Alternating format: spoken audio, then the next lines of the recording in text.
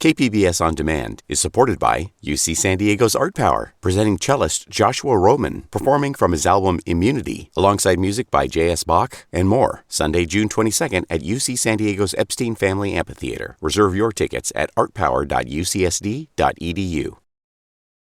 Welcome back to another edition of the KPBS Cinema Junkie podcast. I'm Beth Accomando, and today we're going to church.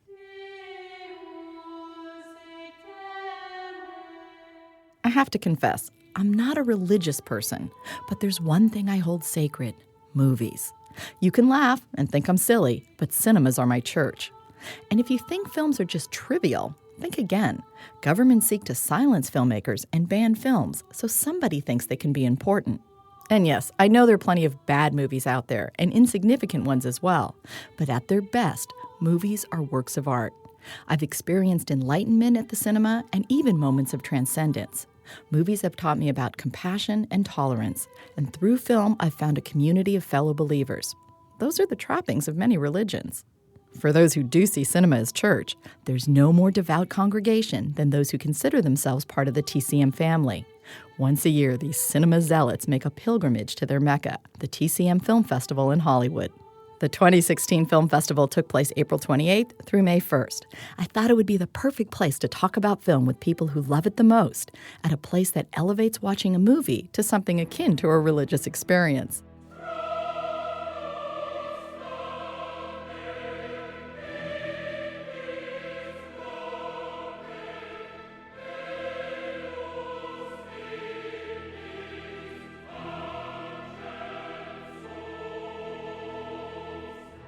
For this podcast, I'll be speaking with Charles Tabish and Millie DeCherico of TCM, as well as with key members of the TCM Party social media community. Plus, I'll have a few clips from some of the presentations at the festival.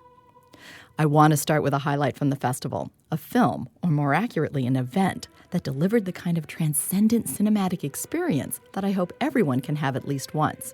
It was called Voices of Light, The Passion of Joan of Arc. It was a presentation of the 1928 silent film with a live orchestra and chorus.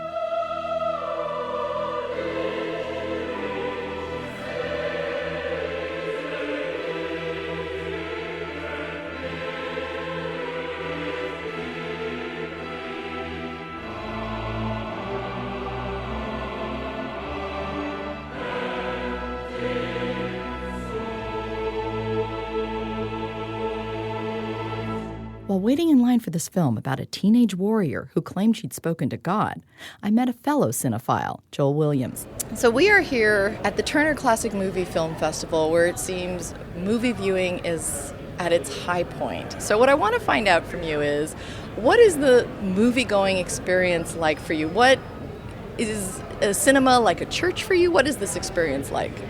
That's a great question. It's kind of like a church. I think that's a good analogy. You're in a room with a lot of people in the dark. It's definitely a different experience watching a film in a theater with other people than it is at home on television. You have different reactions to things. You are more careful about what you do, like unwrapping candy, like you don't check your cell phone and that kind of thing. So it's definitely a more elevated experience. And here at the festival, the experience seems to be elevated even more because they tend to take a lot of great care with how a film is presented. Absolutely.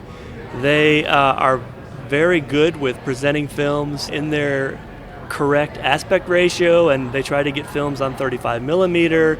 There's a lot of people out there that appreciate showing the films on physical media like 35 millimeter versus digital.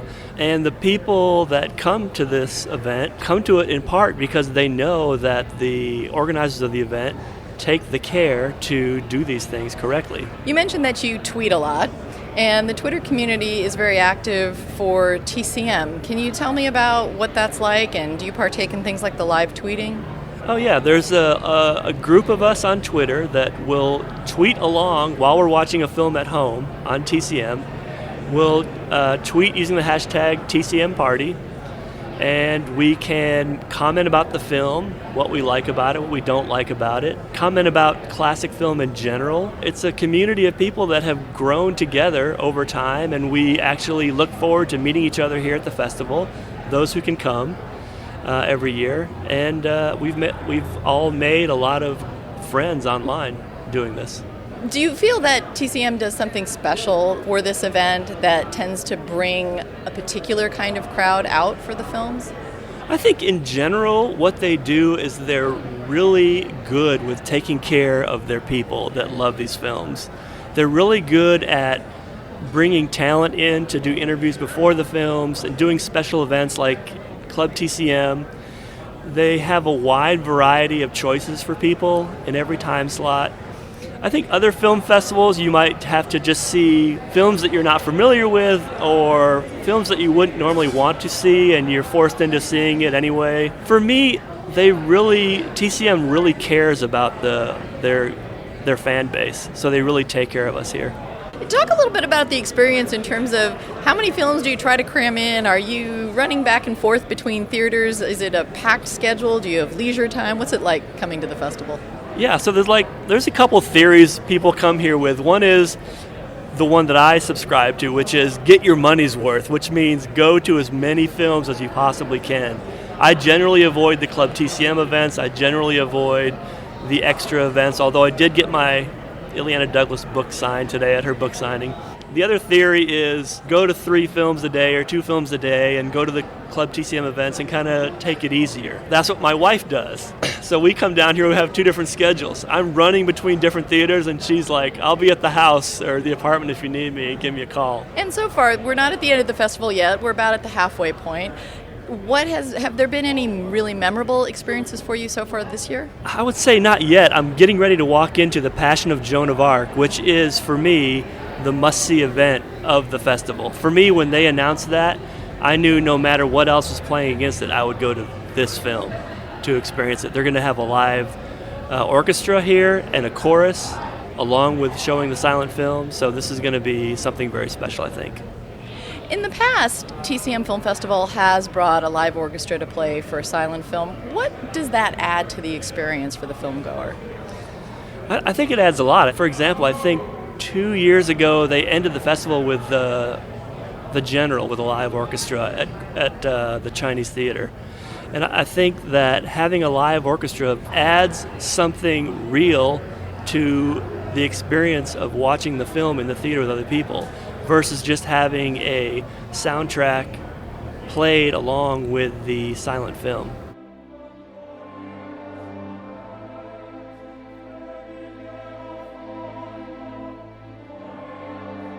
I caught up with Joel after the Joan of Arc screening. He couldn't quite find the words to describe the experience, but he agreed it was a religious one, something truly transcendent. Hearing that choir sing as the film opened gave me goose pimples. Live music and voices in a theater brought a dimension to the film that went beyond anything gimmicky 3D can do. It filled the theater in a way that made it feel like a high mass in a cathedral.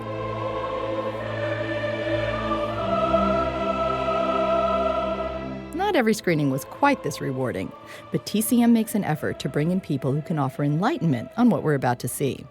Take the screening of He Ran All the Way.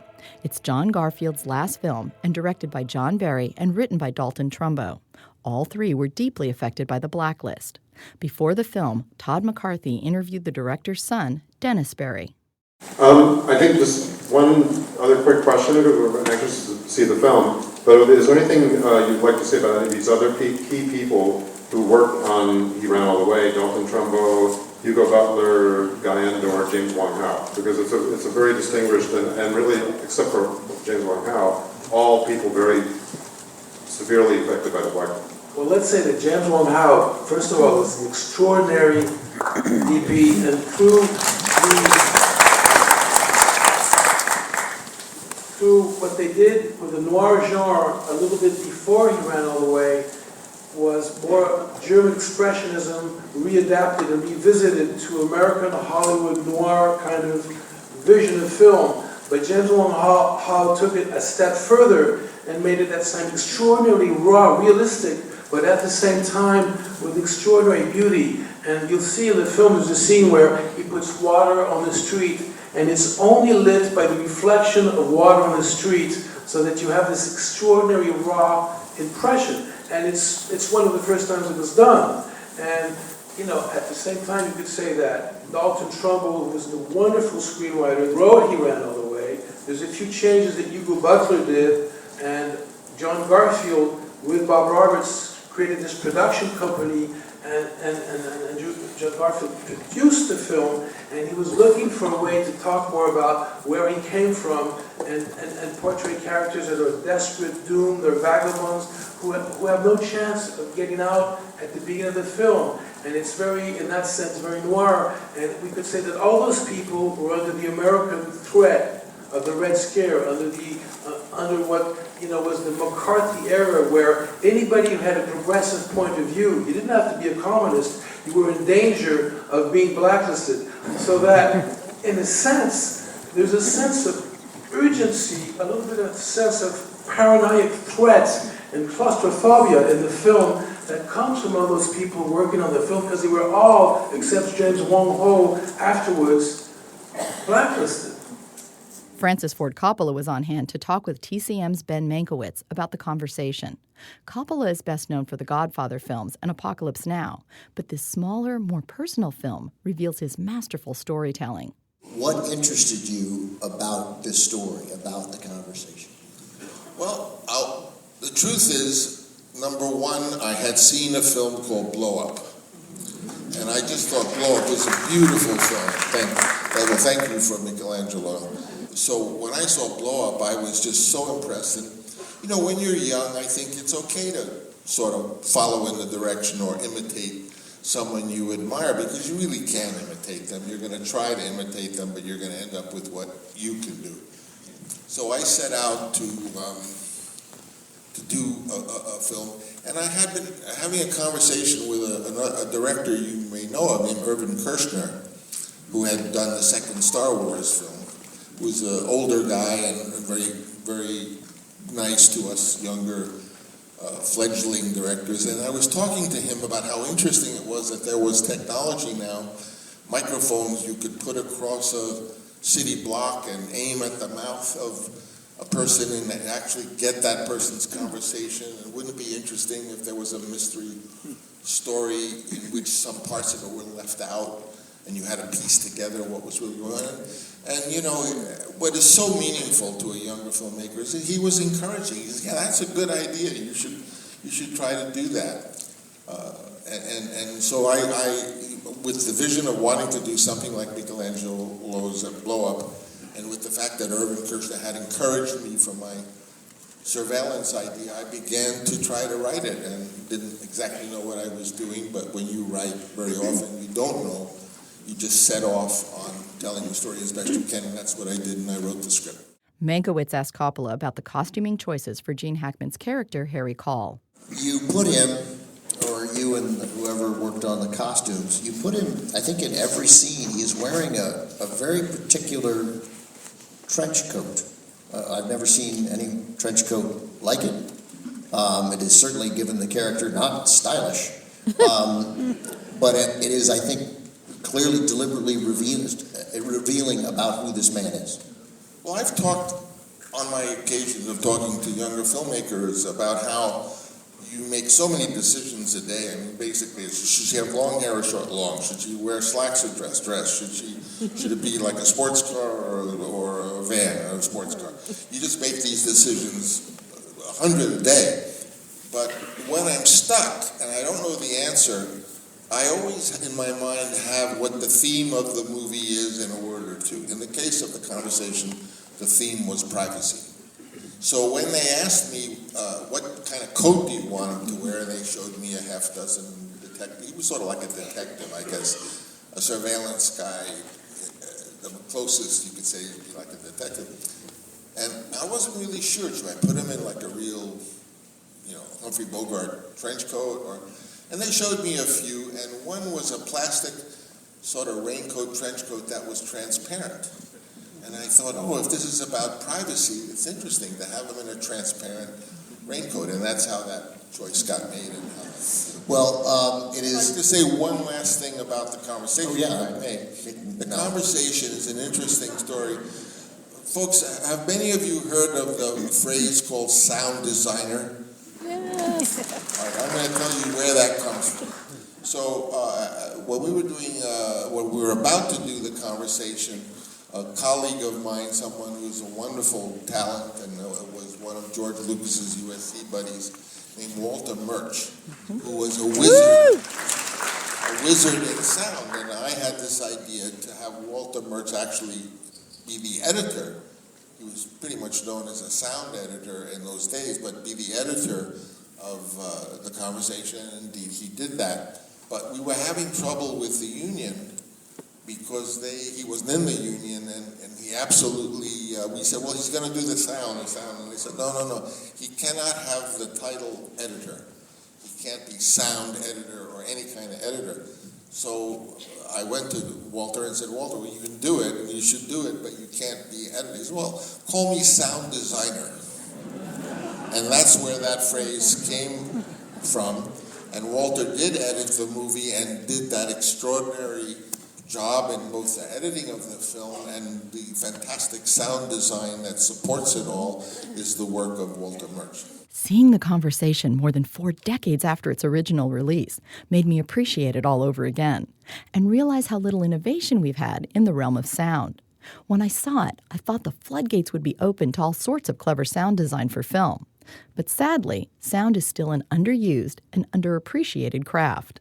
Another somewhat forgotten film from the 70s that was resurrected at the film festival was John Huston's Fat City. It's a film about characters on the fringes of life.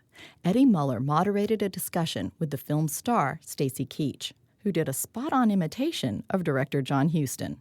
He sat down with me and he said, Stacy, I want you to read this book. Then I want you to read this script. And I want you to play this part. His name's Billy Tony. He's a washed-up boxer back in the ring. And you're going to work with Jeff Bridges. Well, I was thrilled about that because Jeff and I are friends. We've known each other for a long time with his brother Bo. And so that's how it began. One thing I wanted to ask about this and what you take away from this film and what this film is about. Watch this film carefully or read Leonard's book. I mean, this is an extraordinary story about surviving when life gives you nothing. Well, you know, one of the problems when the film first came out, it did not do well at the box office at all. And the reason that the studio gave, because it's about people who start at point A and they end up at point A. This was right before Rocky, by the way, right before Rocky came out. And Rocky being a Cinderella film about a guy who starts at point A and goes all the way to the top. That was more in the spirit of what the American dream was embodying at the time. But this was a film about beautiful losers, people who were struggling. But I think one of the great things that Leonard Gardner contributes is his insights into people who are searching for their own identity and what they want to become and what their dreams are and what their fears are. And he really got into that. And it gives us a tremendous amount of depth, I think, to all the characters. One of the people responsible for making sure that films like The Conversation and Fat City are not forgotten is Charles Tabish. He's Senior Vice President in charge of programming and production at TCM. When I interviewed him, I admitted that I had to leave a screening of Shanghai Express to come talk with him. He was upset that I was missing a film and said we could reschedule. But I pointed out that with so many films playing, I was bound to have to miss something to do the interview. So he offered to sneak me back into the screening after the interview so I could see the rest of the film. Now that's someone who loves movies. In contrast, AMC Theaters recently floated an idea to allow cell phones into some screenings. That stirred a surprising backlash from filmgoers on social media. So I began my conversation with Tabish by asking if he thought it was accurate to say that some people view movie theaters as their churches, and allowing cell phones would be sacrilegious.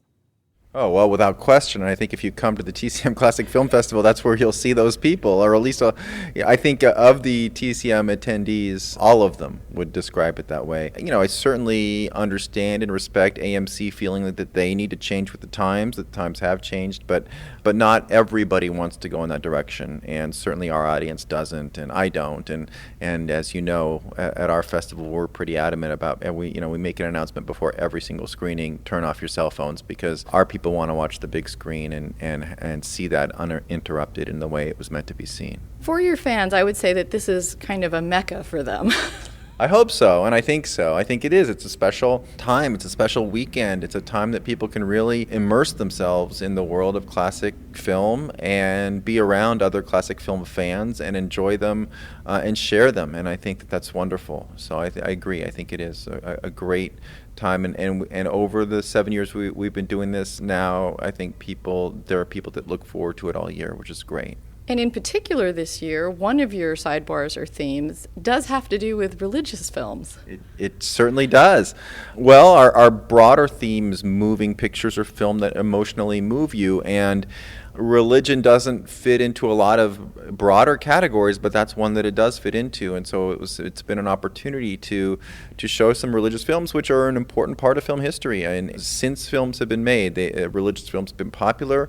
And just like any other genre, there have been some good ones and some bad ones, but there are some truly great ones. And so we've shown a couple here at the festival this year, and I'm really happy about that. One of the films that it really merits the term transcendent, which was The Passion of Joan of Arc, which you guys didn't just show.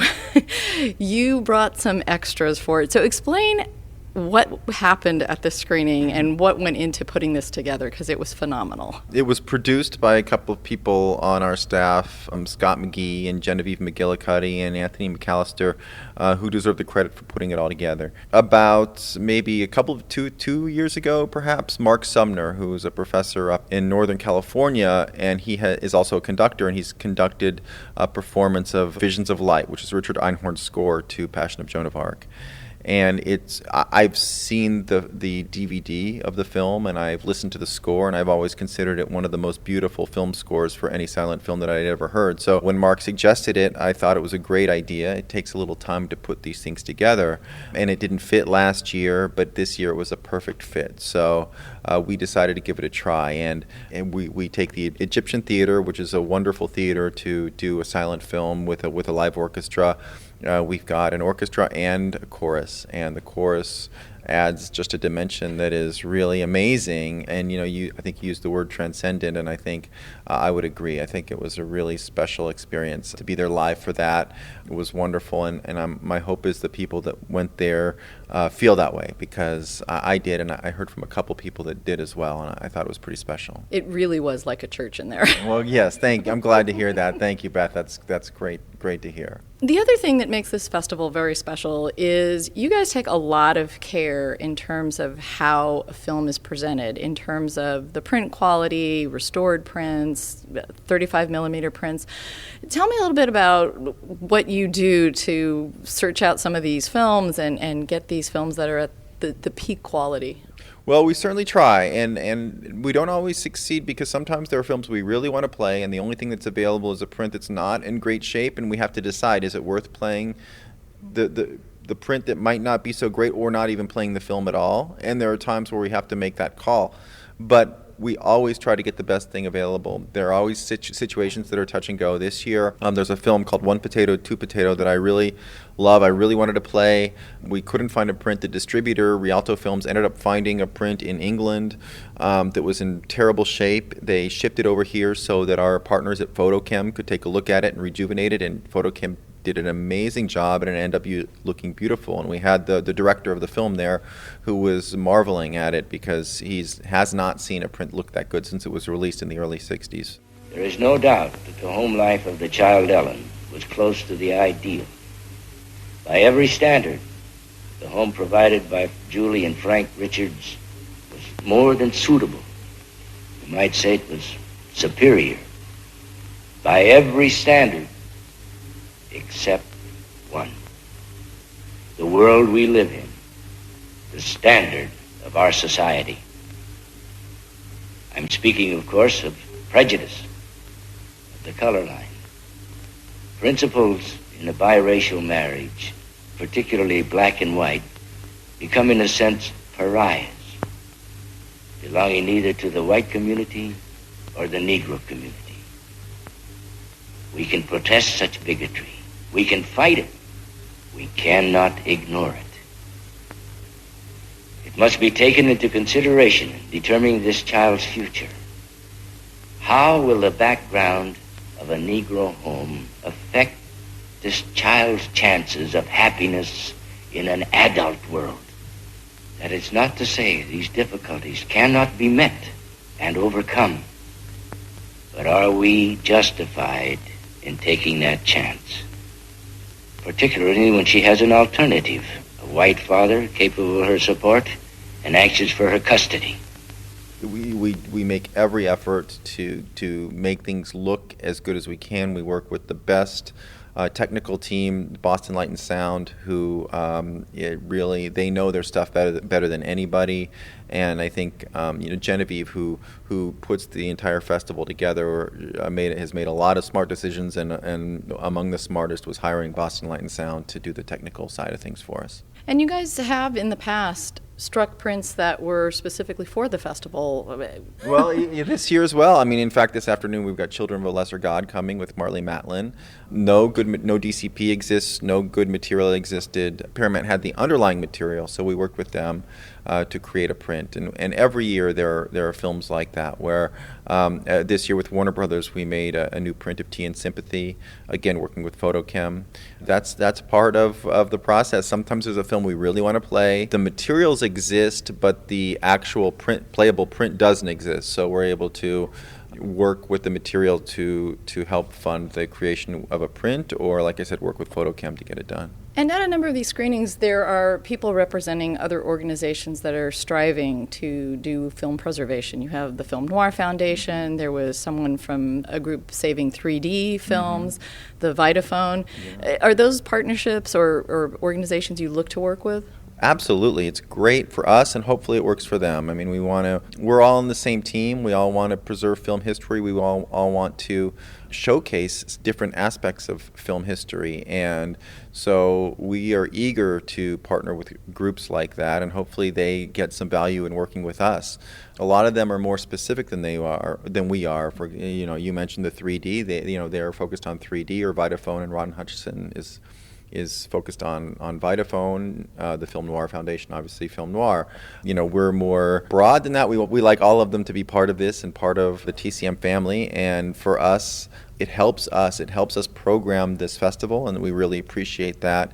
And hopefully we can help them out a little bit as well. Can you describe for someone who maybe has never walked into the Chinese theater what that experience feels like? Because that is an amazing venue.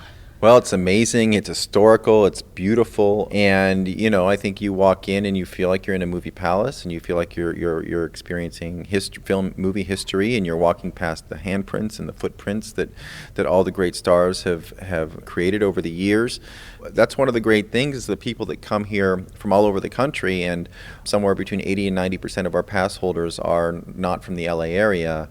But for them to come to the heart of Hollywood, and in the heart of Hollywood, the Chinese theater is really the kind of showcase, key golden age venue, and I think that history is part of what the festival hopefully is about. And the Egyptian too, of course, has so much great history. So I think people really respond to that, and it feels big and grand, and it's just a wonderful place to watch a movie. I think it was last year that I saw Hunchback of Notre Dame in that venue, and it was just, people were crying next to me. That was an amazing screening, because it was, I think, at 9 in the morning, and it was a packed house for a 1939, black and white film, and it was just wonderful. And I think that adds to the experience for the audience when you're watching it with other people, and then the emotion feeds off of the person next to you, and it sort of makes it even a greater and more fulfilling experience. Are there any films this year that you feel particularly proud of getting?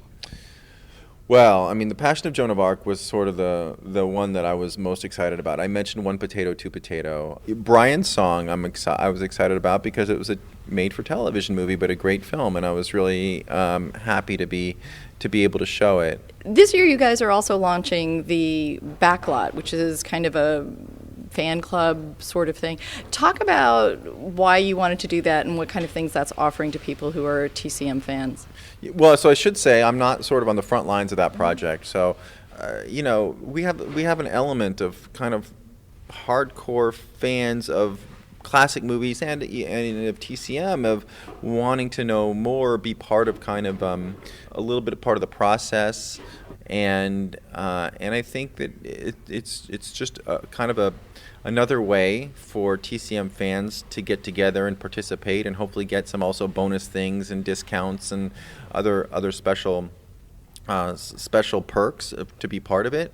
But fundamentally, it's just a place for the hardcore TCM and classic movie fans to come together and talk and communicate regarding classic films. So one of the people that I came up here with logged in for their membership while we were here at the apartment, and he was going through it, and he's like, we get to vote on things. Yeah. And the first thing that came up was Jimmy Cagney versus Edward G. Robinson, and we must have spent 5 minutes debating which one. Well, that's great. I mean, that's that makes me happy, because that is, well, as you can imagine, there are a lot of times where we know what we want to do. There are stars that we know we want to feature, but there are a lot of times where it comes down to a judgment call, or it comes down to you can go either direction. And this year, would we rather have this is our star month or this is our star of the month? And we have the movies, and we don't know. And so the idea is, well, why don't we throw it out to the fan club and let them vote and see if we can get some good feedback from them. And so that's the idea there, and I'm glad to hear that it generated a little bit of debate and discussion, because that's certainly what we want. Well, you seem to be throwing a lot of hard choices to your fans, because going to the festival, there's, 6 theaters going simultaneously, and it's like you want to see practically every single film. Yeah, either 5 or 6 theaters, plus there's Club TCM with the conversations, and every year the people, are, well, wait, I can't choose. What do I do? So we know that's going part of the, the fun, I guess, going into it is you're going to have some hard choices, but hopefully at any time there's at least something that you're excited to see, and that's really what it comes down to. And there's a little bit of, I'd rather people left wanting more than being, wanting less or wishing it was over sooner. So if you're going to err on any side, it's err on the side of let people want more. So I hope we succeed. And yeah, those choices are hard to make from our perspective too, for sure. And for you, what makes for like a perfect film-going experience? It's the communal aspect. It's being a part of an audience where you feel like you're all sharing it together. When one of the great things about being at the festival and watching a movie with the TCM crowd is people are clapping for the director, the key actors, the film composer, the cinematographer. In the theater, people are giving raucous applause to that. That doesn't happen usually, and so you're around people who are appreciating this in the same way that you do. That makes it a special experience. And then we were talking about Hunchback of Notre Dame, or a very emotional film, or if you're in a comedy and people are laughing around you, it just feels part of a community, which is that's a nice feeling, and I guess that's what makes it special. All right, well, thank you very much. Thank you, Beth. I appreciate it. I also spoke with Millie DeCherico, manager of programming at TCM. I asked her if she saw cinemas as churches. I do, actually. I haven't been in a church in a while. I will say that for the record, but yeah, I definitely think that. We had this incident with AMC where they said, I think we're going to let cell phones into some of the screenings, and there was a really surprising amount of backlash about that, saying, no, that's not what we want in our movie theaters. So what do you think about the people who are coming here to the TCM Festival? They seem in particular to really view films in a special way. Definitely. I think they're the most incredibly respectful film fans ever. And I think it's because they're true cinephiles. I mean, I think that's the key, right? I think that if you're like a lover of film and you love the experience of attending films, you don't want anything to disrupt that process. And I always find that the best theaters out there are always very strict about that, because they understand that that's, people are there to see something and have an experience, and it's kind of their own. And, there's so many things that are happening and going through your head when you're engaging with a film in a theater that, you don't really want to see somebody texting or somebody talking or someone, being very distracting. And I will say in particular for the TCM Classic Film Festival, last night at one of the screenings, there was a woman who came down immediately and told me that somebody was like taking pictures during the film. And I mean, it was just like within the first minute of the film starting. So that's how serious these people are. I mean, they really want to enjoy it, and they don't want any distractions, which is great. And what TCM does here also that's really great is you guys really care about the presentation of the films themselves. And can you talk a little bit about what you guys go through sometimes to get prints and to show stuff on 35 and just make sure that the screening experience is good? Yeah, I think that's that is a testament to my boss, who is the head of programming at TCM, and he's the head of programming at the festival, Charlie Tabish. I think that's his singular mission, really. And I know it's others that, Genevieve McGillicuddy, the festival director, and really everyone that's working. I think that's kind of what we strive for when we do this festival, is to just make sure that we're getting the best quality prints. I know Charlie's in touch with all the studios, and he really hears about like restorations that are coming out. He kind of keeps tabs with that, and I think that that's a big influence on his programming decisions. And that's great because there's a lot of world premiere restorations here. There's a lot of world premieres here just in general of titles that haven't played ever, And I think I think Charlie is a great he's a huge film lover, but he's also like a guy that, just sort of knows a lot of people, and he knows a lot of archivists and restoration experts and people doing distribution. So that's how he kind of works. It's great. What I love about the festival, too, is that there's all this emphasis placed on the presentation of the films and making sure everything's great, but there's also not really like a sense of snobbery in terms of, yesterday I got to see The Passion of Joan of Arc with a chorus and a live orchestra, and I also got to see Roar. So can you talk about kind of the breadth of this programming? Yeah, I think this is reflected in the network, and it's also reflected in the festival. I think that classic film is it's really kind of a nebulous term if you think about it, because there's people who are really young that come to these festivals, and they think their classic film is a 90s film. Then there are people who think that classic films are only silence. So, you kind of have to cater to everyone, and most film fans are kind of into everything, and they're not snobs. And we kind of were blessed with having like kind of open-minded cinephiles, if you will. That's kind of the philosophy behind everything that we do, is that classic can mean anything. And, especially now with new movies that are, coming into that term. Classic film now is 80s movies, it's 90s movies, it's 70s movies. So we're just, I think, trying to reflect that in the programming a little. You are connected specifically with the TCM Underground programming. Right. Can you talk a little bit about some of your choices? Last year, I believe, we got to see Boom, right, which was fabulous at midnight. Boom and Roar both have this certain quality of when you're going there at midnight after being up a long time, you kind of drift in and out of these kind of weird hallucinatory dream states or something. Yeah, definitely last year with Boom, that was definitely the case. Well, I think what's great about Boom and Roar in particular, they're both kind of studio films, or they starred studio stars, like big Hollywood stars, and then it was just in this weird film, you know what I mean, that was made, and it was kind of like a one-off thing, and they kind of fell out of distribution and nobody had really seen it. So I think that's what makes it special to play at the festival. But then there's also just sort of this weird quality to the films that is really kind of good for an audience that's maybe been up all day, and then they're like, should I go to this midnight movie? I'm kind of tired. I maybe had some drinks. Let me just kind of like wander and figure that, you know what I mean? And that's, I think, a good combo. That kind of viewer with the movie, you know what I mean? And they end up being really fun, and I love the audiences because they're super fun and a little rowdy, which I like, and it's like a typical midnight movie crowd, which is great. I love it. Talk about the programming choices you make for the films you play at midnight here at the festival, and also the programming choices you make for what goes on the air for the network. Well, the midnights are kind of, obviously Charlie is kind of, the final say, but he definitely consults me with the midnights just because I think he understands that I program for people that stay up late. So last year he kind of asked me about what we should do for the midnights, and I suggested both Boom and Nothing Lasts Forever, which is very rare film, and I don't actually think it's going to be out on home video anytime soon. So that was actually a really good get. But then this year, I think that there was a chance to play GOG in 3D, which I think we had to do because I don't think we've ever, well, we did a 3D film before, but not in the midnight. So that's really going to be great. And we have two of the guys from the 3D Film Archive that are going to talk about it. And then with Roar last night, I mean, he was just basically like, what do you think about playing this film? And I'm like, well, I definitely am playing it for the TCM Underground, so I think we should definitely play it at the film festival.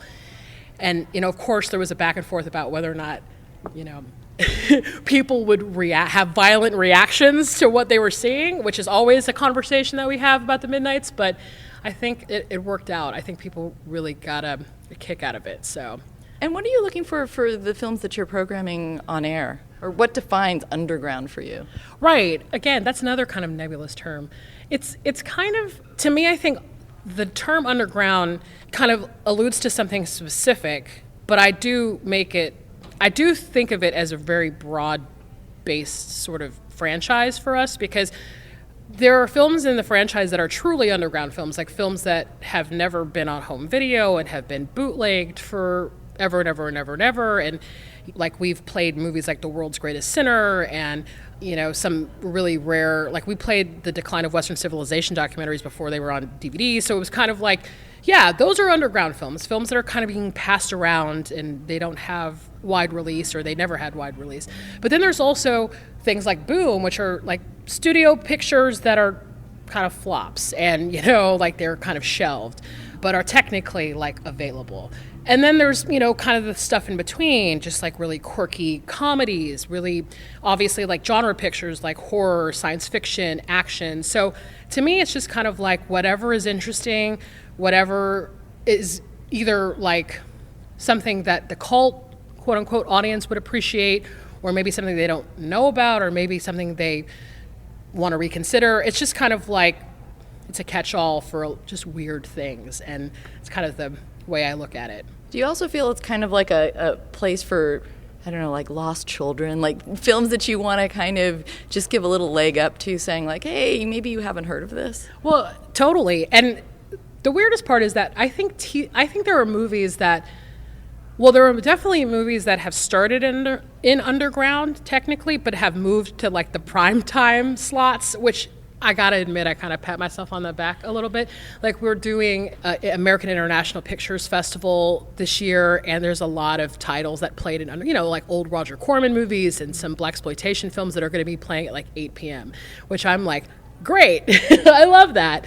TCM, I think that there's not a super big distinction between like an underground title but the goal is to really kind of push the envelope. So, there are movies that have played in underground that are kind of never appropriate for prime time, and because they've got a lot of content, a lot of violence, a lot of sex, a lot of nudity, whatever.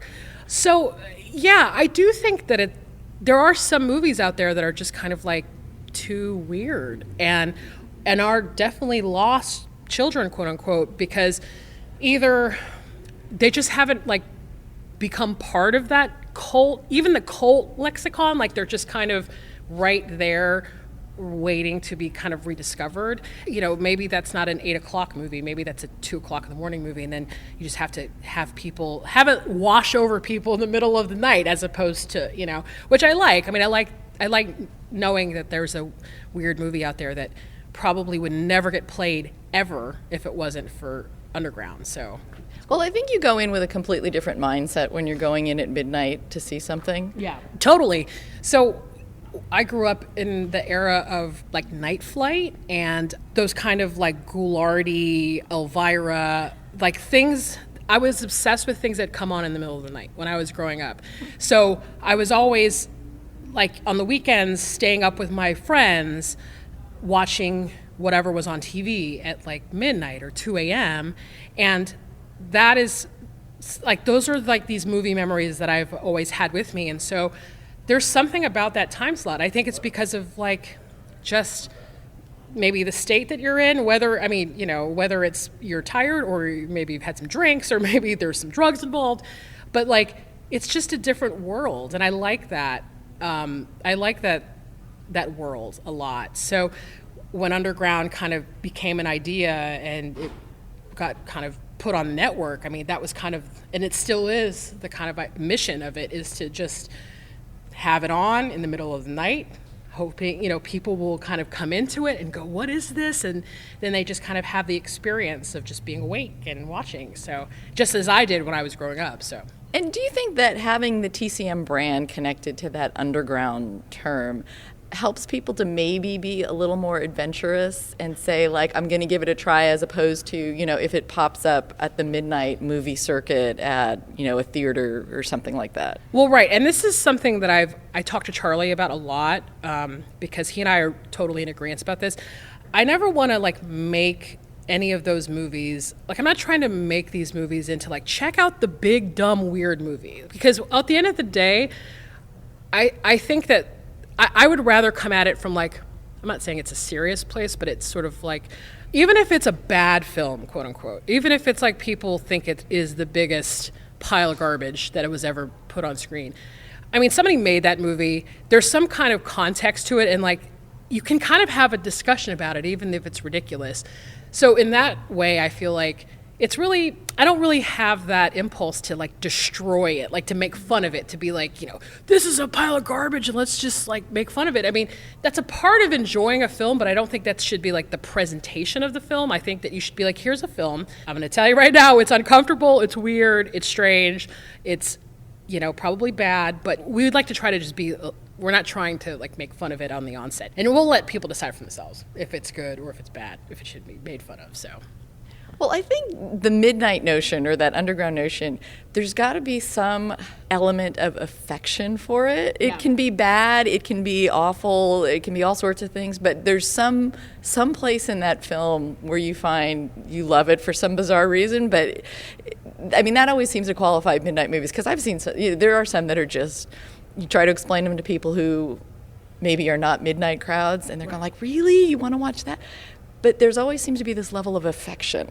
Oh, totally. And that's, even if, I always say even if the movie was made for the purpose of making money and there was no thought put into it, there's at least one person on that film that thought that they were doing the best work of their careers. There was somebody either an actor or a director, especially a director, or a cinematographer that was this is totally going to make me, I'm the next Orson Welles. I am that person. So in that way, I feel it's somebody's specific vision, and and you gotta love that. You gotta love somebody who's very passionate about making something that just didn't turn out that well at the end of the day. So.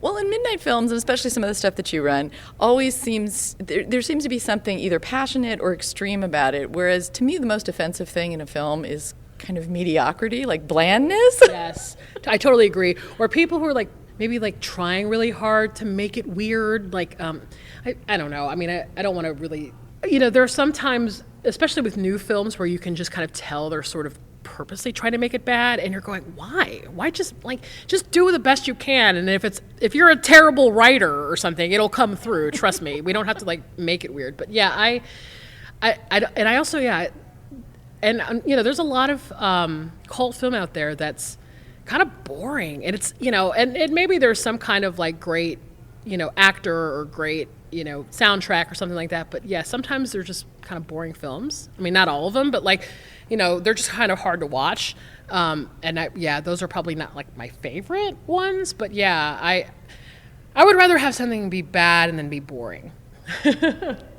So how did you get into films? I mean, how did you fall in love with movies? I have to admit, I was obsessed with television when I was growing up, so I watched a lot of film on TV, and I kind of grew up in the 80s, so there was a lot of, I watched a lot of HBO, I watched a lot of, cable films, and a lot of public access, so I learned about films really through, going to the movies with my family, and then also just watching a lot of movies on television. VHS was a huge thing when I was growing up, so I had friends whose parents had huge VHS. My parents did not have a good movie collection at all. They still don't. To this day, they have 5 DVDs. But I would go over to the neighbor's house, my friend's house, and their dad was one of those guys that had tons of taped VHS, and they had perfect handwriting on all the spines. He was like a huge VHS collector. So yeah, I was just like going through those collections and, just sort of like trying to watch a ton of stuff. I was just soaking it all in, so. It seems like you have kind of an enviable job. Do you, in terms of being able to be able to program movies that you discover and find? Is it a job that you enjoy doing? Oh, immensely. I think I hate to say it, I really do think I have a dream job in that way, especially as a person who grew up watching film and then went to film school and then ultimately became interested in programming.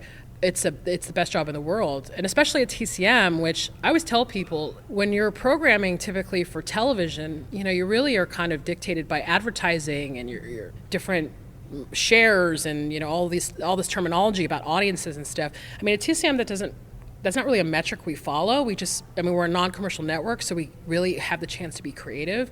So I think that's a very important part of my job satisfaction, is that I don't have to worry about whether or not this movie is going to sell tons of cars or anything like that. There is, obviously it's a business, but it's very creative, and as a programmer, it's like a dream place to, work. So. TCM has created this community, it seems. Here at the festival, you can see there's a lot of support for the TCM party and people who are on Twitter and social media and sharing. What do you think contributes to that? Well, I gotta say, I think the network is really interested in reaching out to their fans. Like, I think that's probably, I don't think I have ever seen it at any other channel. Like, I was just trying to think about, would any other channel on the cable dial, would they have a film festival and invite their fans to come and have dinners with stars and hosts? And there's a lot of back and forth between the company and the fans, and the fans program the network sometimes, and I think that's kind of what makes it a family, is that I think that TCM facilitates these events and these ways for people to connect. And especially when you're a film fan, you really are a classic film fan, I will say for sure. We're kind of I gotta say, we gotta stick together, because we're in an era now where they want people to text in, movie theaters, and the movies are getting crazy out there. So I think that having the hashtags on the social media, having film festivals and parties, and especially coming to the film festival, and there's little side parties and fun things for everyone to get together. I love it. And I love that it's I love it when all the Twitter people come together. I love it when the Facebook fans have their Facebook page and do events. But I think it's so wonderful. But I will say, I think that there are networks or businesses that discourage that kind of thing, and I don't think TCM is one of them at all. I think they're kind of encouraging it. So. Well, you guys just launched your TCM backlot, and I know I'm here with two other people, and we went back to our apartment, and all were logging on and voting on, because they were asking, between Edward G. Robinson and James Cagney, we're sitting there damn, that's a tough choice, but that seems to be engaging people. Right, because that kind of, we're in an election year, so I think that's kind of... everyone's kind of ready to make decisions on things like that right now. Or when they came up with the idea for the backlot, they were like, what do you think about having, some of the members or some of the fans vote? And I was like, that's awesome. We should always be doing that. We should always be hearing, as a programmer, again, I love hearing ideas from fans, and, the idea of people having to choose, and that is a really hard one. And that one in particular is really hard. And I remember they were like, what other, there's just classic debates like Betty versus Joan and that kind of thing, where I'm like, so people have strong opinions about that kind of stuff. We gotta maybe tap in on that a little bit and see what people, because I'm curious to who will win. You know what I mean? Now I'm like, Edward G. Robinson or James Cagney, I don't even know. They're in the same era, but they're kind of got different styles, but they're still both tough guys. So I don't know. I don't know who's gonna win. In terms of some of the films you've programmed here at the Midnights, do you remember any particularly strong reactions from audiences? Boom was definitely a strong reaction, I remember. I think it's because I didn't really give much information about about it in the intro, so I think I just said, you should just watch this film and then let me know what you think. And I think people were kind of like, what was that? That was so deeply weird. Other than that, I'm really curious to find out what's going to happen with Roar, because I was like, kind of thinking that people, I don't know what people were thinking, but everyone that's come up to me today to talk about it has been like, okay, that was really uncomfortable, but I watched the whole thing, so I didn't come running from the theater, which is kind of what I thought was going to happen. But I will say that I think Boom was probably, I had the most conversations about that. And I think it's just because it's so bizarre, and people wanted to know what happened and what it was about, and I was like, I don't know. No idea. Well, it's funny because we've been going to all the midnight ones, and everybody that I was around for Roar was wide awake and watching the whole thing. Yeah. And Boom, it was like people were falling in and out of sleep, like some sort of weird dream state. So they would pop back up, and it's like, is it still going on? And like, what's happening? Well, that's I think the testament to the different like styles of the movie, because Boom has got, it's like set on water, and there's a lot of pastels and a lot of like fancy headwear and flowing robes. So of course there's kind of this, maybe, I don't know, and it's kind of glacial, like pacing wise, and so yeah, it is kind of like a dream. So I would assume that people were kind of like falling in and out of consciousness, whereas Roar is like super high anxiety. The cutting of the movie was so rapid, and I was reading a blog today that talked about it last night, and the writer of the blog said that he thought that they had edited that way because they were trying to avoid showing like massive injuries, so they were editing to not show like people's legs being torn up. So I thought that was hilarious, and yeah, maybe that's why people were wide awake, because they were like couldn't stop watching. Everything was happening, and it was very, very anxious. That has one of my favorite taglines on the poster, which is, no animals were hurt during the making of this film, but 70 cast and crew members were.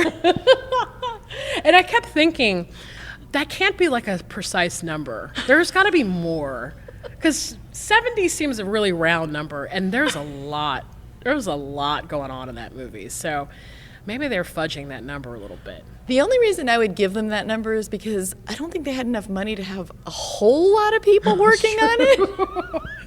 Right. And then I kept thinking, is that over the course of the 11 years that this was made, and who's counted as the cast and crew, or like, yeah. So maybe you're right. Maybe it is a firm 70, but I don't know. I suspect that there's more that we don't know about. Any final words about this year's festival? Anything that you programmed or that is screening that you'd like to comment on? The thing that's different about this year, I mean, all of them are great, and for some reason they end up getting better every year, which I think is really cool. I will say that everybody's super nice this year. Like, not to say that everyone hasn't been in the past, but everyone's being very sweet and complimentary. And like I've been walking through the multiplex, and it's people like, I love your dress, I love your hat, great this, great, good to see you. I just like that. It's so positive, and it's nice that like virtual strangers are talking to other strangers, and I mean that's always been a big part of the festival, but I don't know, I feel like the vibe is really good this year, and I'm pleased about that. So I'm hoping that continues through the weekend. And as for the programming, I'm kind of excited. Well, I was telling you I kind of want to see Rocky, so I'm kind of interested in seeing that again. And then I'm going to see Band of Outsiders tonight, which I'm very excited about, because Anna Crane is going to be there, and she was a huge hero of mine when I was in college. So I'm very, very, very, very excited.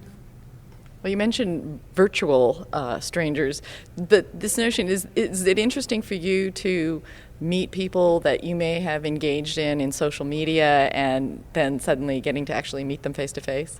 Oh, totally. It's been happening every 5 minutes since I've been in LA. Like, it's wonderful because, you spend so much time, we have jobs where we have to spend a lot of time on social media, and especially with the TCM fans. I mean, they're on social media as they're watching the films a lot of the times.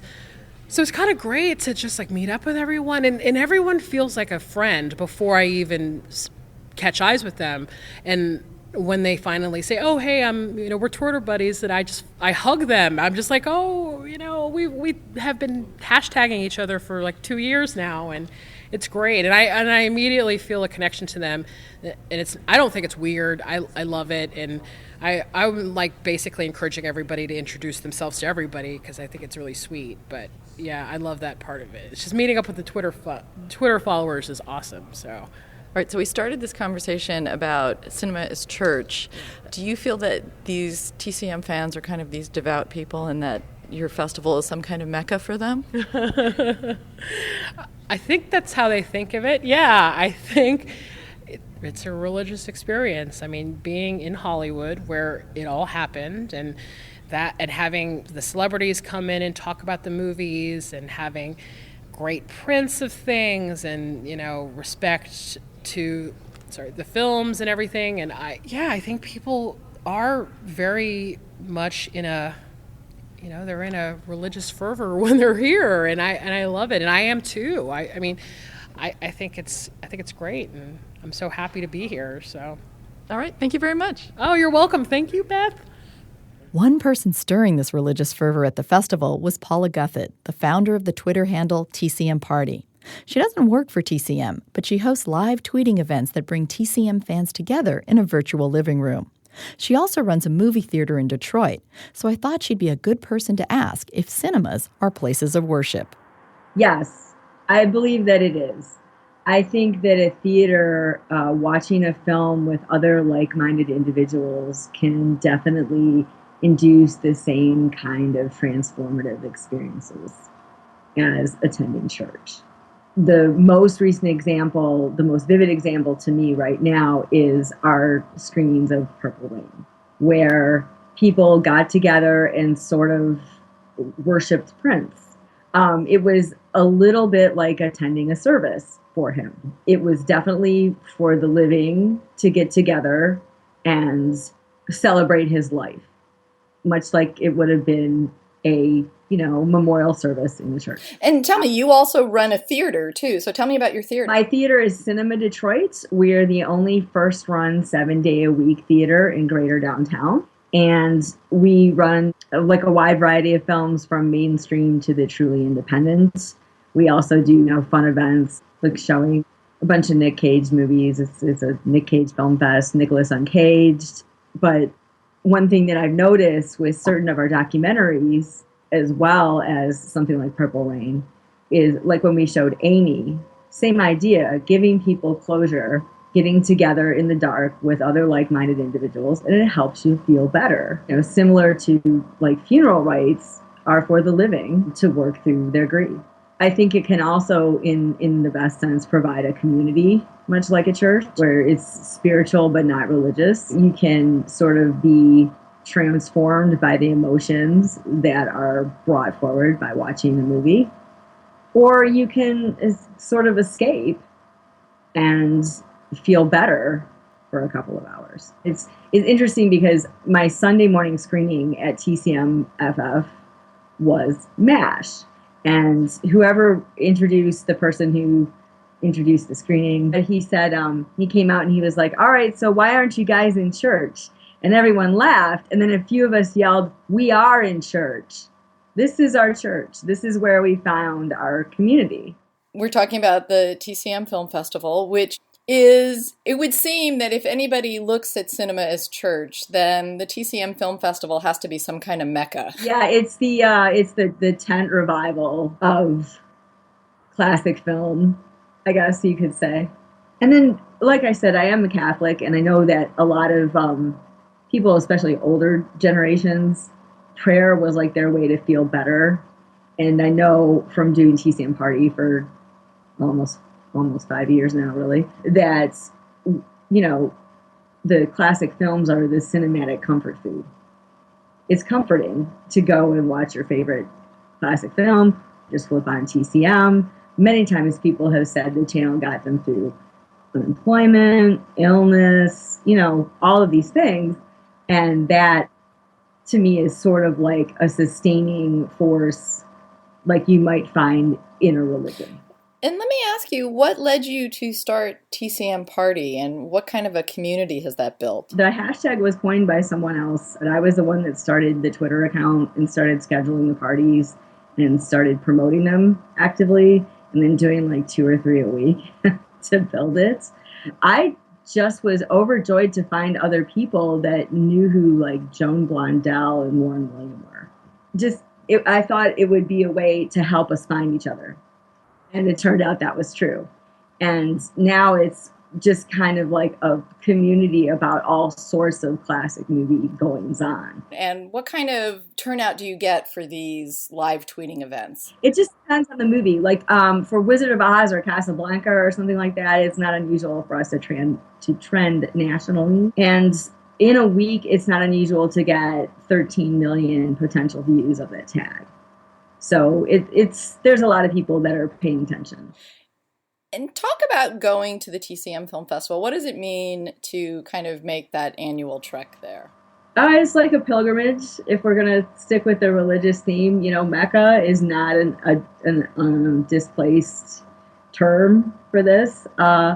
Everyone gets together. You're in the birthplace of the movies. You're walking over the stars. No one else on Hollywood Boulevard except for us knows who these people are. And you just get together and spontaneous conversations break out about Warren Oates and Thelma Ritter and people that are pretty much forgotten in current pop culture, but everyone there knows who they are. You can always start a conversation with anyone there because you're all there for the same thing. And the venues also. We have a couple of venues at the TCM Festival that are old school, like the Egyptian and the Chinese. Mm-hmm. As ornate as a cathedral. Describe for someone what it's like walking into that Chinese theater to see a film. Well, you come out of the extremely bright sun into the dark. And you go in, and then it's like the most beautiful, ornate, colorful, sort of like murals and details of everything. And it has the most insane powder room. Yes. It's just lovely. I always think of the women. Exactly. The women. And that's what I said to somebody. I was like, oh, look, Jungle Red. This whole thing is it's like being in the women. Yeah, I mean, certainly going into Grauman's is a little bit like going into... that sort of ornamentation, you could make a parallel with a stained glass windows. Everything there is to draw your eye sort of upward. It's elevating. It's inspiring. All right. Well, I want to thank you very much for taking some time to talk with me. Thank you. Another member of this TCM social media community is blogger Will McKinley. He likes the idea of cinemas as churches, but that raises some issues for people who engage in social media. I would say most of the people that attend the TCM Classic Film Festival feel that the experience is religious in nature. But it's a funny thing, and this is this is not the short, punchy answer that any radio producer wants, but TCM Film Festival has a complex relationship with cell phones and electronic devices because so many of us, including people deputized by the channel itself, have to have our devices out to cover events. And so what will happen is the host of the event will, get up at the microphone and say, please turn off your cell phones. And a good, 5 to 10 of us in the audience at any theater, maybe sometimes more, are there in part to live tweet what a guest is saying about the movie. So this was the first year where I had an audience member reprimand me for having my cell phone out, and the movie hadn't even started yet. And I said to the guy, I'm on your side, right? I am one of you. I'm the guy who usually says what you're saying now to somebody else. But because of the nature of this event and the nature of the way the blogging and tweeting and social media community covers it, where there's a complex relationship with electronic devices. That said, once the movie begins, everybody puts away their cell phones. Except I did notice this year something strange, and it's happening not just here, but basically everywhere, where I experience movies, and that is the people taking pictures of the screen to put on their Facebook, Instagram, or Twitter or whatever. And it's a strange phenomenon because, these are images that would easily be like Googleable, if they had just sort of done it before they got there. But there's such a pressure, to sort of cover our lives like citizen journalists that people need to sort of, I don't know, prove their existence by taking a picture of a movie screen, which is very strange. For people like fans of TCM coming to the film festival like this, is this something like coming to a mecca? Yeah, it's the TCM Classic Film Festival is something that many of us in the fan community almost structure our lives around, and that sounds really kind of sad and tragic, but it's like, it's like an annual reunion because it's not just about interacting with the channel or seeing the movies. It's about interacting with a group of friends that you make. And in some cases, those relationships begin online and then they transition into real life at the festival. And in other cases, they begin at the festival with people that, you sort of meet while you're waiting online or in your travels or in your seat. And then those friendships carry over to subsequent years. It is like if a religious, like a big part of why some people I know are attracted to religion is because of the community aspect of it. And there is a huge community aspect to the TCM Classic Film Festival. Something probably I think that's unique because when people go, say, to Telluride or Tribeca, they don't go because they love Tribeca as a brand. They go because, well, maybe there's some interesting movies that are playing. But here, like, they could not tell us what's playing. They could not tell us a single movie that is playing, and the festival would sell out. They would sell out every pass level. I have no doubt whatsoever of that because a big part of it is the interaction, the communal experience. Talk a little bit about the presentation of films here, because one of the things that makes this festival so nice is they do things like strike a 35 millimeter print for the festival. TCM has been doing the Classic Film Festival for 7 years. Now they just completed their 7th year. I've been to all of them, and I remember the first year it was, primarily the majority of the films were on film, and there were sort of a handful of digital presentations, and people were like, I wonder, is this the direction that TCM is going to go in? But probably not because they're, a community of purists. And now 7 years later, we have, and I need to do the final math on this, but I'm relatively sure that this is the first year where digital presentations will outnumber presentations on film. And, there was some backlash about that, in the sort of like social media community and the fan community. And, the question came up at the initial press conference, and Genevieve McGillicuddy, who's the managing director of the festival, basically said that film is extremely important to TCM, but it doesn't supersede the desire to put on a good show. And if something is only available in a DCP, they're going to go with that rather than not and let the lack of that film hurt the schedule, hurt the program. I can tell you that for me this year, I made a concerted effort to seek out screenings that were on film. I saw, over the course of the weekend, 18 full-length features, and I think a dozen of them were on film. That we're at the point now where that has to be a plan, that has to be a strategy. It can't just be a random, it's never going to be a random thing. You have to sort of make that decision to, and they do give us the opportunity to do that if we're willing to, sort of see films in the smallest of the venues and, arrive early and wait online. And this is the premium that we pay for the experience of experiencing film on film. For you, that seems to make a real difference in the experience of watching a movie. It does here for some reason. In real life, living in New York City with a very active repertory theater community, I'm largely format agnostic. But there's something about coming here, this experience of the TCM Film Festival, because of the films I choose to see here, which tend to be older, the experience feels more genuine to see them on film. So in the case of a programming block, I may look at the 4 or 5 or 6 choices and make my decision based on which one is actually being presented on film. And for you, were there any high points this year of what you saw? So the weird thing is that, the highest point for me, so I'm kind of a purist. I strongly believe that this film festival and TCM in general should stick to its core mission, and I have very specific ideas about what that core mission is.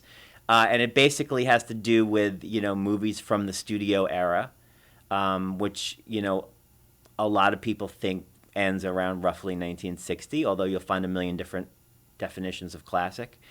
But my high point this weekend was seeing Batman from 1966 with Adam West by the pool of the Roosevelt Hotel, screened on a DVD, which there's like 3 or 4 things in there that kind of fall out of my comfort zone as a old movie purist. But it was such a great communal experience, to see Adam West. It was the 50th anniversary screening.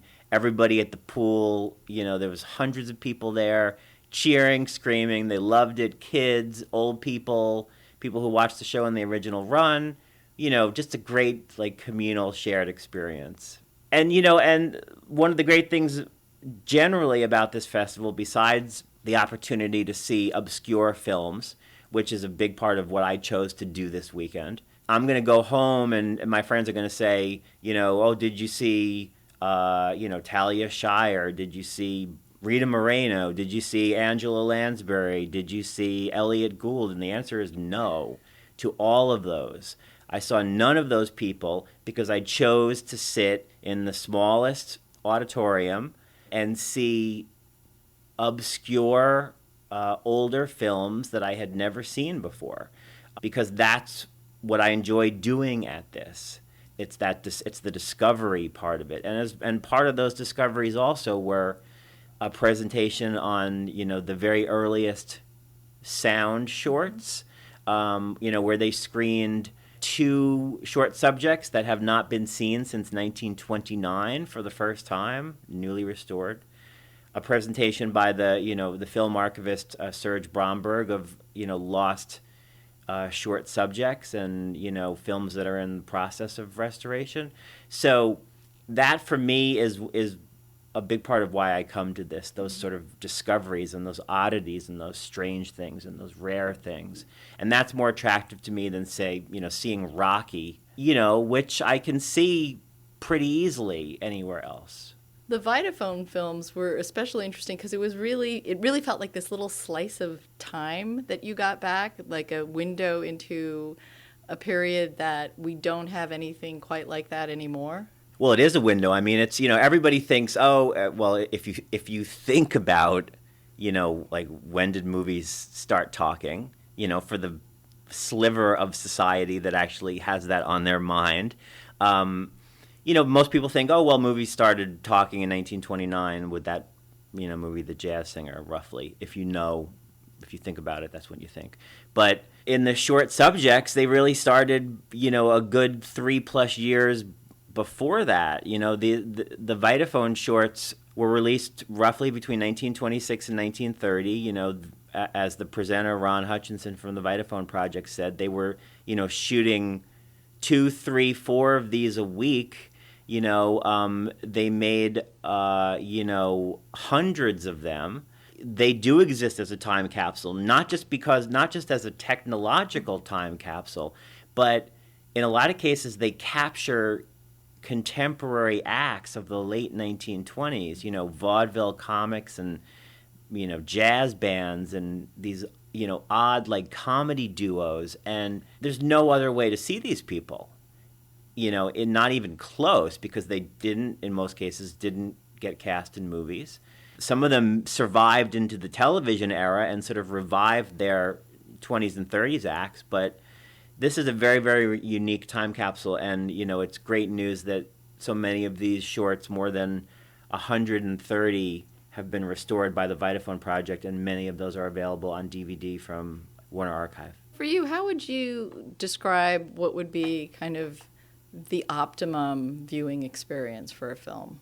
If I had to list my top 10 or 20 experiences of seeing old movies in movie theaters, probably all of them would come at the TCM Classic Film Festival over the 7 years I've been attending. And that has a lot to do with the curatorial brilliance of TCM, and people like Charlie Tabish, who's the vice president of programming. But it also has a lot to do with the audience, because these are people who, sometimes maybe you'll get a repertory theater audience, that knows their stuff but is so abjectly odd, that it makes the experience kind of unpleasant. And sometimes you'll get an audience of newbies who are overreacting to things because they're unaccustomed to it. At the TCM Classic Film Festival, you can see a doctor offer a patient a cigarette in the bed of a hospital room, and people don't start shrieking with laughter, because we've all seen this in movies. This is the way it was apparently in the dim, dark era of the 1940s.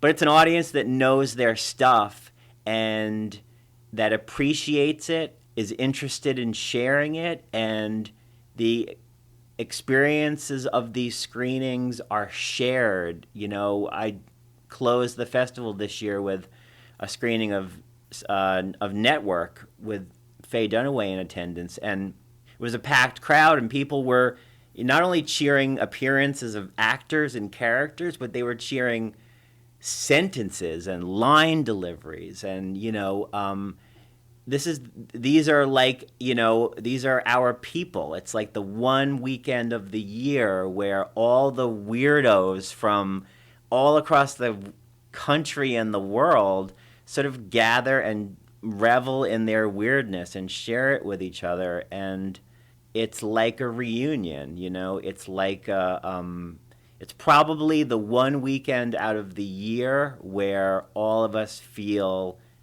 happiest and most comfortable. And to bring this podcast to a close, here's my interview with Miguel Rodriguez, a podcaster himself and the director of Horrible Imaginings Film Festival. I decided to interview him on our drive back to San Diego as a means of ensuring that he'd stay awake. Sorry.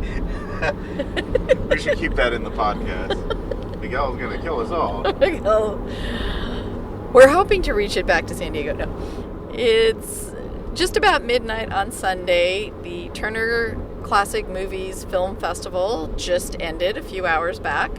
And Miguel Rodriguez of Horrible Imaginings podcast and I, and Nico Will from KPBS as well, are heading back to San Diego. And seems like a perfect time to kind of reflect back on this film festival. And what I've been asking people is that in this aftermath of AMC suggesting that they were going to allow cell phones into movie screenings, and there being a backlash of people saying, no, we feel that there are certain things that shouldn't be in movie theaters, the group of people attending TCM kind of view cinemas as churches. So Miguel, does that description feel apt to you? I think that you can make that connection, since the experience of attending the cinema and all that goes into it is at its best, it achieves a transcendence. And transcendence typically is what people are looking for with religion. So yeah, I think in a way it is rather a church-like experience, because there are certain ceremonies that people try to afford each other, and certain rites of passage, and a lot of those things that are typically associated with church going, you can see with cinema attendance, particularly when the audience are deeply devoted to the art of cinema. So yeah, it does. It makes a lot of sense. Plus, there's the community aspect as well, which a lot of people turn to religion for the community aspect, and cinema is that for a lot of people. So I don't think it's off base at all to call this a church experience or a religious experience. And if cinemas are something like churches, it would seem then that this Turner Classic Film Festival is something of a mecca for those devotees. Yeah, I think I think Mecca is a pretty appropriate term, or Vatican City, or the Wailing Wall, or any number of other highly religious places. TCM as a brand, as a company, as a network, has for more than 2 decades now built an incredibly loyal following. We'll call them acolytes, if you will, and for very good reason. We can look at TCM as rising above the typical network on television, because they have never been afraid of showing films uncut, completely commercial free, and a variety of programming. A programming that can often include some bold choices that can be unexpected, and this whole idea that we're going to see a history of the cinematic art on television as part of a basic cable package, as the only basic cable channel to have 0 commercials, and show films in their entirety regardless of profanity or what have you, that other TV channels might shy away from. It was always when that started in the 90s, we couldn't believe it, and it always surprises me still how there's swaths of people out there who don't realize what TCM does for us. I'll post something like, "Can you believe this? TCM is showing such and such movie," and then on social media, inevitably there's someone who says, "Oh, why would you want to see that on TV? It's going to be cut," or whatever. It's like, no, this is TCM. Having that as a resource has always been something that's remarkable, and it's so strong that's why people have this kind of devotion to it, this disciple-like attraction to TCM. And when you have an audience who is that loyal, then by staging an event like the TCM Classic Film Festival, which they started in 2010, so this is the seventh annual festival, it is like Mecca. I think that, or these other religious places I mentioned, because these are places that people make pilgrimages to. So the idea of the pilgrimage is also, rooted in religion, and the TCM Classic Film Festival is a pilgrimage for people. There are people coming from other countries, all over the states. We're very fortunate to be in San Diego, which is, relatively very, very close. So, and the act of attending the festival itself is, it requires ritual. It requires knowing what your schedule is going to be. It requires foregoing, like Lent. We have to give up sleep. We have to give up certain meals. But it's all for the transcendent experience of seeing films like, just tonight we saw Fat City and Bulldog Drummond Strikes Again, which both of our films I had never seen before.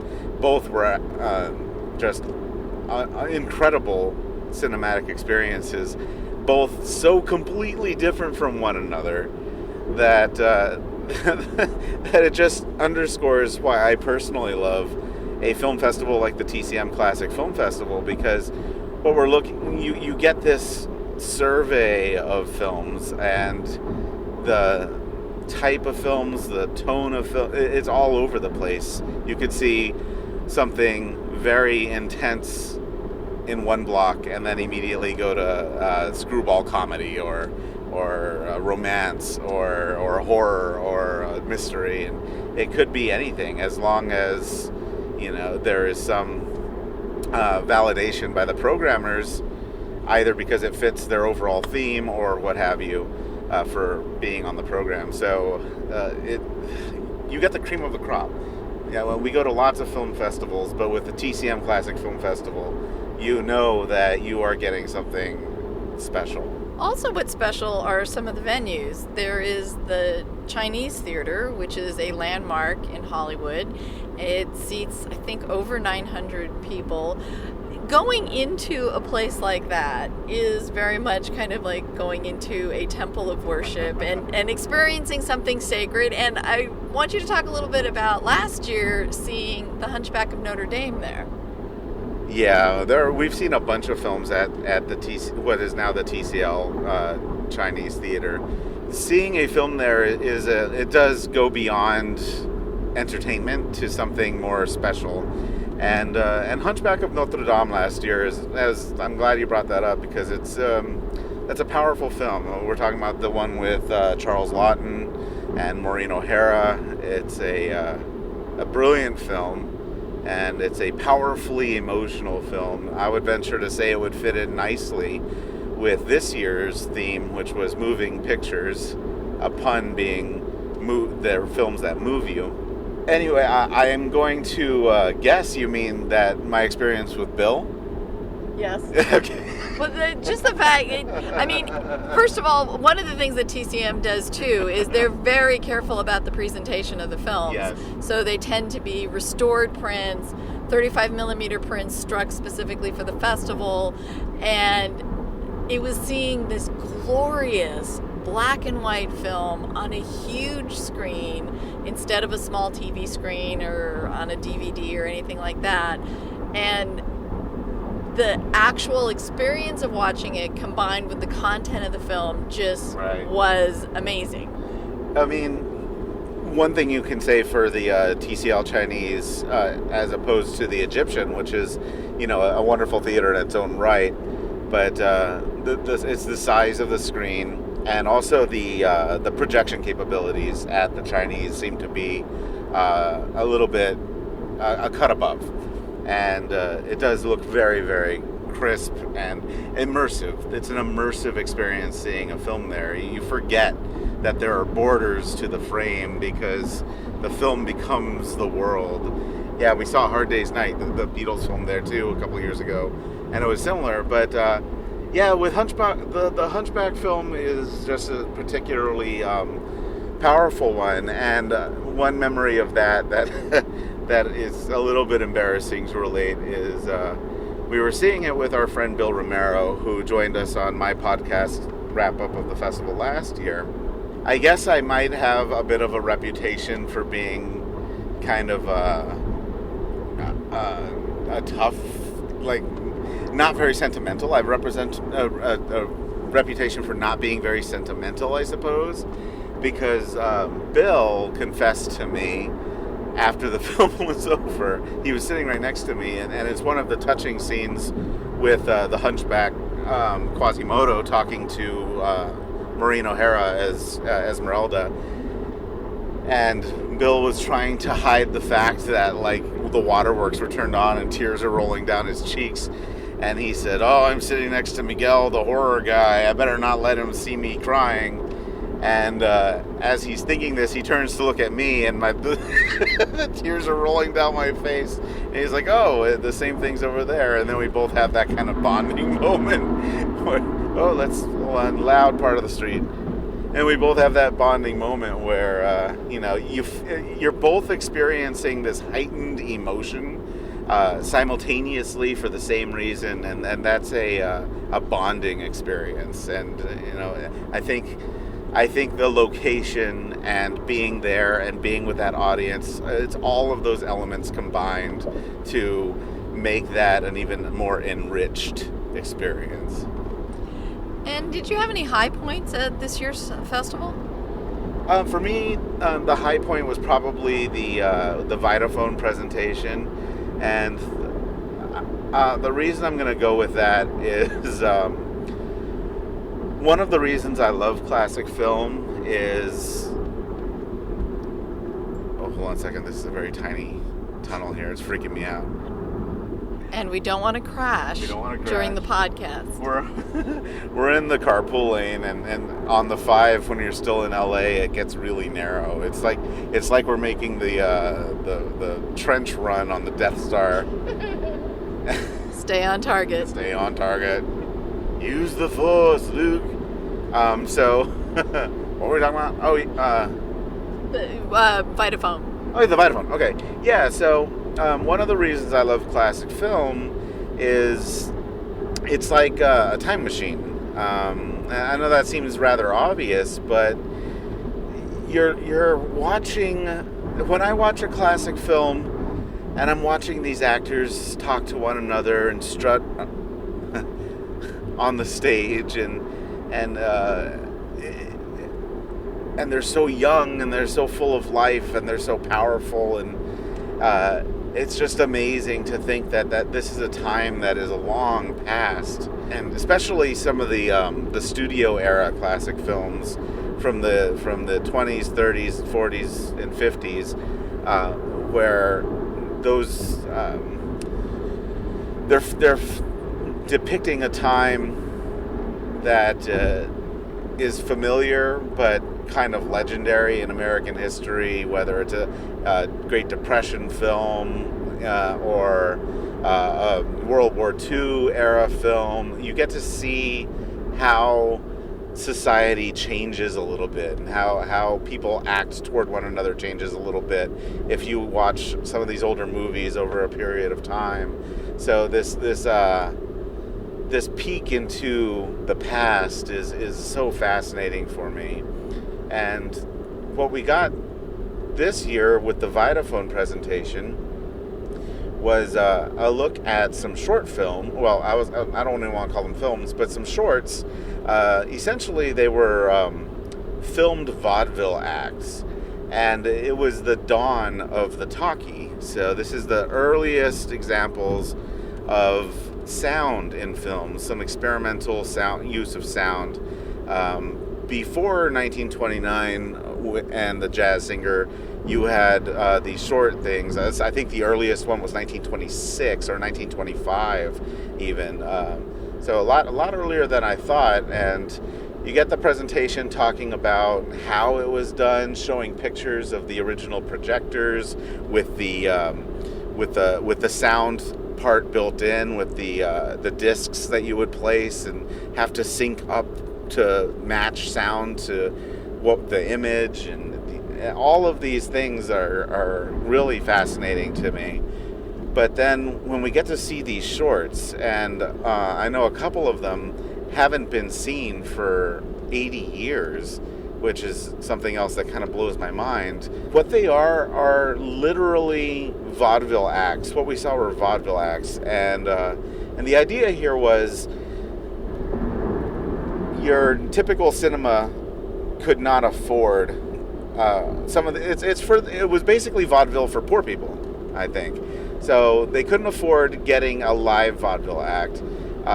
So the studios saw a cash cow there, and would record vaudeville acts to sell to cinemas as a means for people who couldn't afford to go see Al Jolson to see see basically his act on the cinema. And I think that the curatorial aspect of this was really clever, because at least 3 of the 7 shorts had the vaudevillians, the comedians, the musicians. They would make almost a meta reference to the fact that they were filming this instead of being on stage. One of them was even a story explicitly about the singer saying, when when I have an audience in front of me, I can, relate to them. It's almost, he's literally pointing out that this is kind of weird that you guys are filming me do this. And he makes the camera guys and crew act like the audience. It was actually pretty hilarious. But vaudeville is something we don't really have anymore. It's a lost art, and it was such a different world, but also something very, very similar to ours in ways that might disturb people. For example, there was I'm probably gonna get the ire of a lot of people for not remembering the child star's name, the first short. Rosemary? Rosemary. Or baby? Her tag was the Child Wonder. I just can't remember her real name. Is it Rosemary the Child Wonder, perhaps? I know it's the Child Wonder. But anyway, so it was 3 jazz songs sung by this little girl. I guess she must have been 6. And it kind of reminded me actually a little bit of Whatever Happened to Baby Jane, of course. But it did also remind me of things like, really creepy things like these beauty pageants for young children and Honey Boo Boo and Jean-Benet Ramsey even. It was like, we still have things like that in a certain kind of way where we're fascinated by making tiny, tiny children do bizarre grown-up things. But, the act was really fascinating. She was really good. It makes for a bizarre experience. It was something I certainly had not seen before, so that's one thing I really want is an experience that is new to me.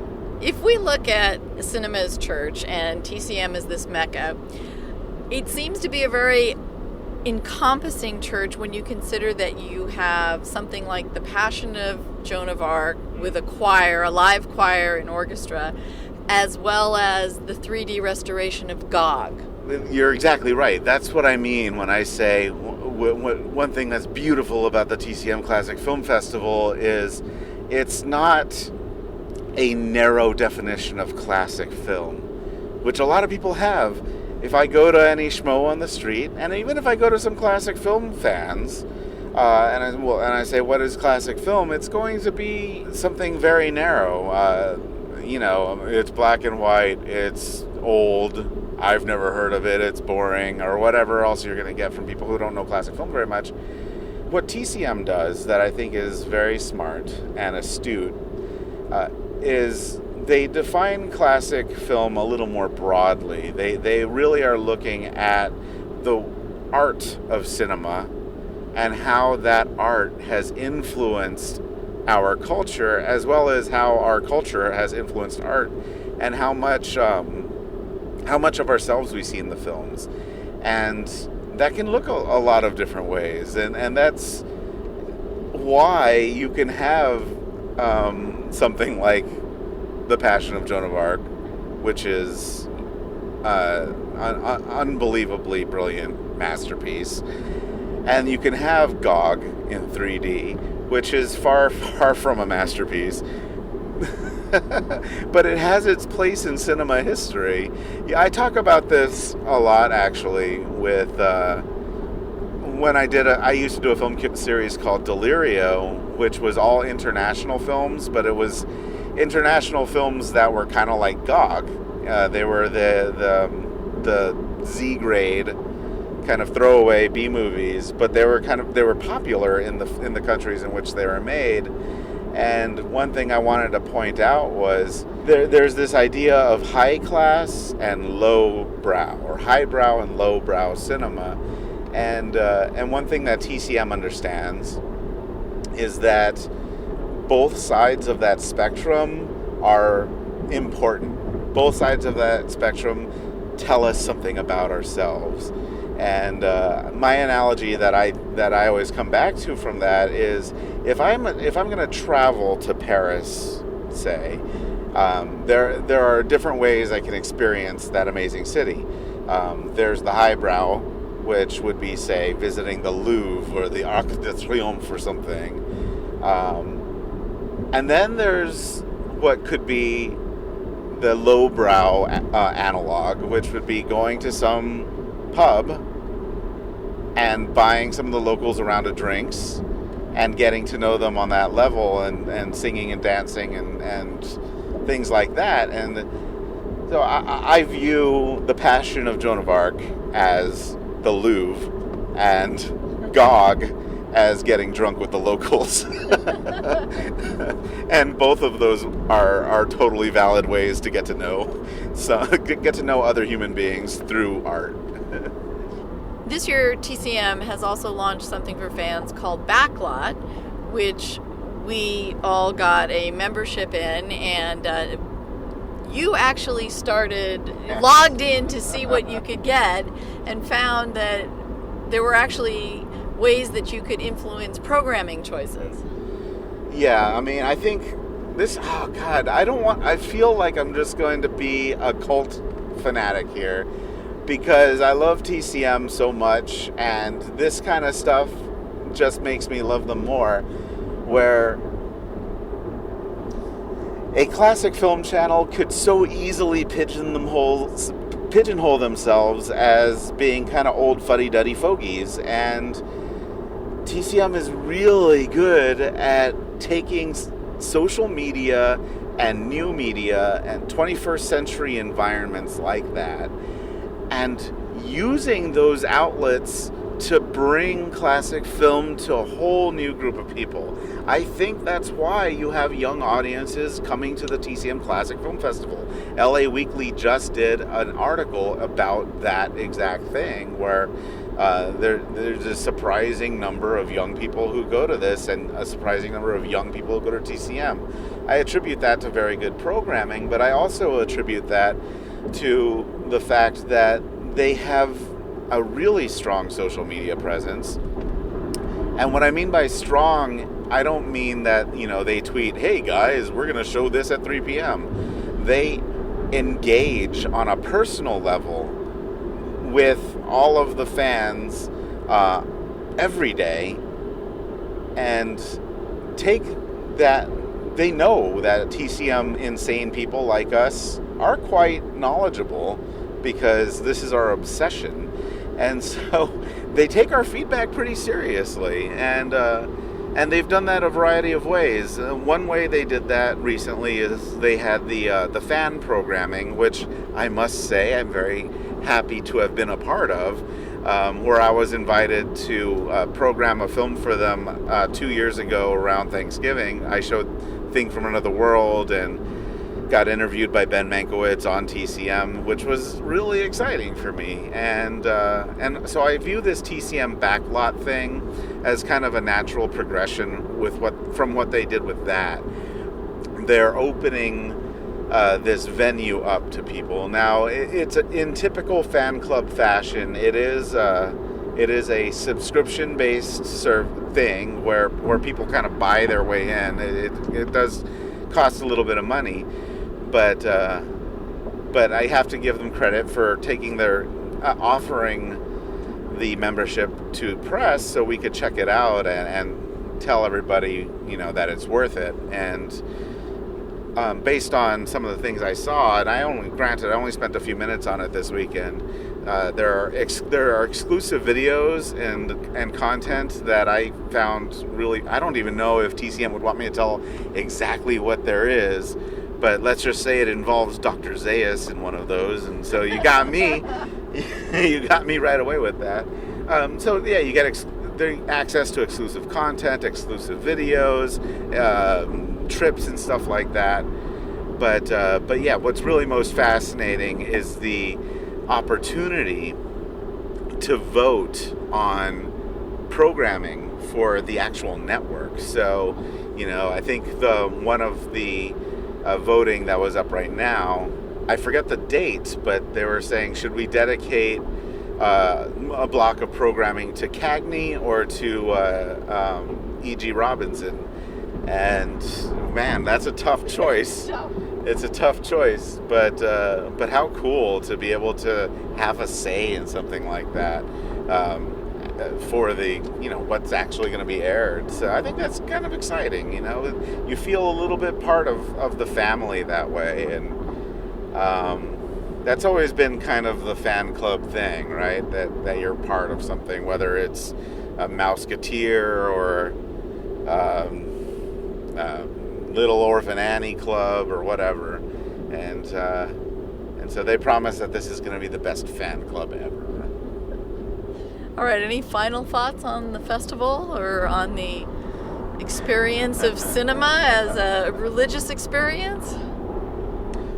Final thoughts on cinema as a religious experience. Well, the festival, by the way, yeah, I'll just say that every year it's an amazing experience. It's very, as a festival director myself, it's inspiring to see a festival of this magnitude with this number of venues, this number of films, this number of special guests and presenters, and this number of days, to see it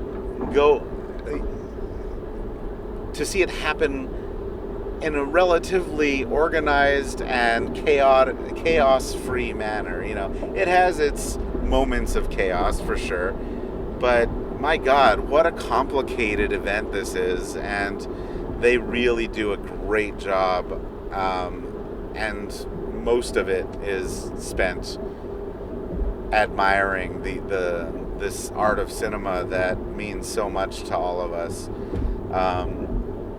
As far as cinema as a religious experience, as someone who doesn't really have a religion, I would say that this is as close as I get to having one.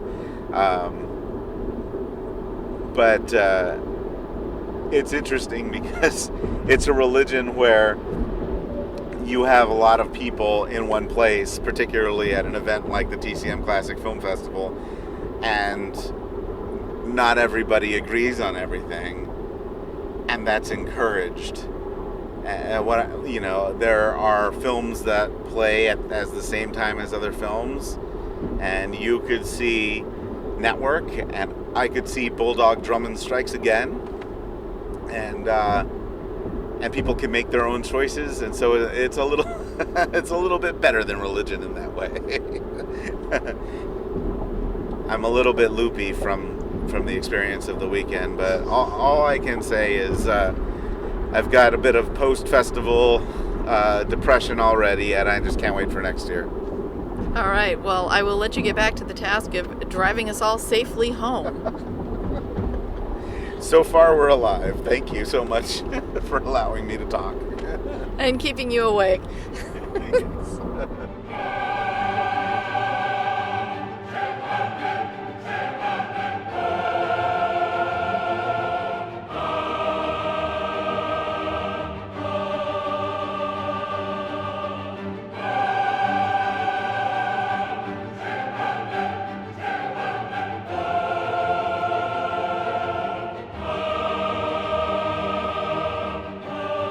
Ah, yes, our pilgrimage has come to an end, but the transformative film experiences will stay with us forever. Thanks for spending time with me in my cinema church.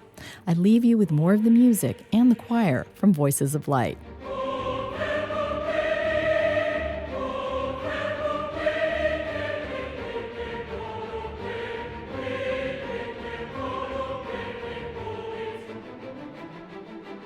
So till our next Film Fix, I'm Beth Accomando, your resident cinema junkie. And right now, I'm feeling very blessed to have just attended the TCM Film Festival.